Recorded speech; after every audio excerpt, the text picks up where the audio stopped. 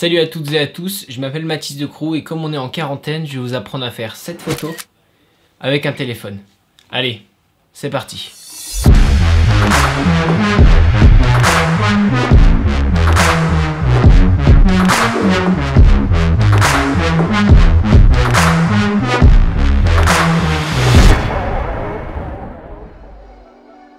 Pour faire cette photo, c'est ce qui s'appelle en fait du light painting, c'est-à-dire que vous allez prendre une photo pendant très longtemps et vous allez dessiner avec de la lumière. Pour faire du light painting et de la longue exposition, il va vous falloir trois choses. Il va vous falloir votre téléphone, une source de lumière qui marche et surtout le plus important, votre créativité.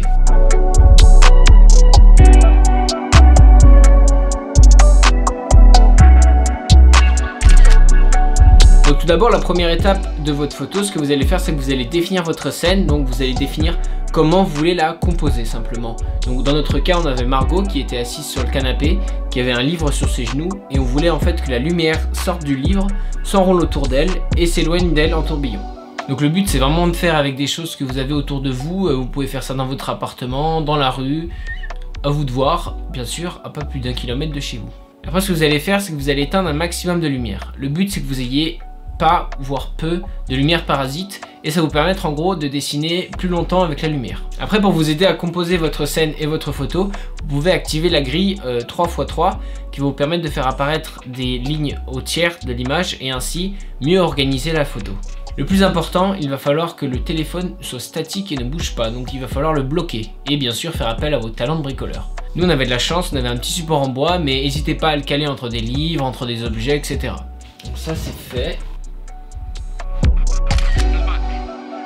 Ensuite, une fois que vous avez défini votre scène, vous allez aller dans votre téléphone, dans l'appareil photo, et vous allez chercher le mode pro.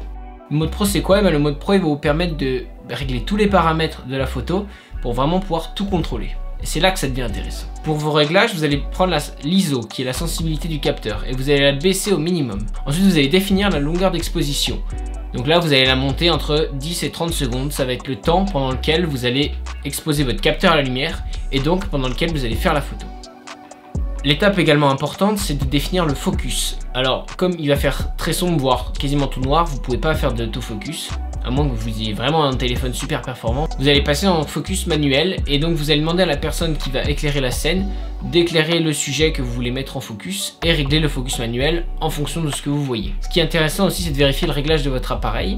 S'il est capable de shooter au format RAW, donc le format non compressé, et que vous savez l'exploiter ensuite en post-production, utilisez-le. Sinon, essayez simplement de choisir la meilleure résolution. Dans notre cas, c'était 24 mégapixels. Il faut bien faire attention, si vous voulez avoir un sujet qui reste net sur la photo, il ne faut surtout pas qu'il bouge pendant toute la durée de la photo, c'est très important. Et bien évidemment, les sujets en mouvement vont paraître flous, voire carrément disparaître. Bien, une fois que tout ça est réglé, vous pouvez vérifier que votre composition est bonne, que votre téléphone tient debout, que vos compagnons sont prêts à agir, et vous pouvez lancer la photo.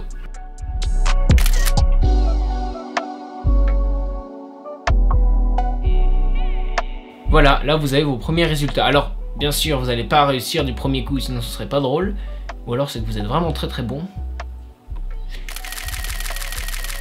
Mais en tout cas, n'hésitez pas à réessayer, modifier la durée d'exposition, essayer de modifier les lumières ambiantes. À vous de faire appel à votre créativité. Bon, maintenant que vous savez faire des longues expositions avec votre téléphone, n'hésitez pas à être créatif et si vous avez des résultats intéressants et qui vous plaisent, n'hésitez pas à me les envoyer ou les partager avec le hashtag lightpainting en quarantaine. Ce que je vous propose, c'est que pour la meilleure photo, de faire gagner un t-shirt Go the fuck outside et je choisirai la photo dans, allez, 2 semaines. En tout cas, n'hésitez pas à checker leurs produits et leur taf sur Instagram, ils font vraiment des trucs cool. Bon bah merci d'avoir suivi cette vidéo, restez chez vous, soyez créatifs, prenez soin de vous et de vos proches et puis on se revoit très bientôt. Allez, la bise.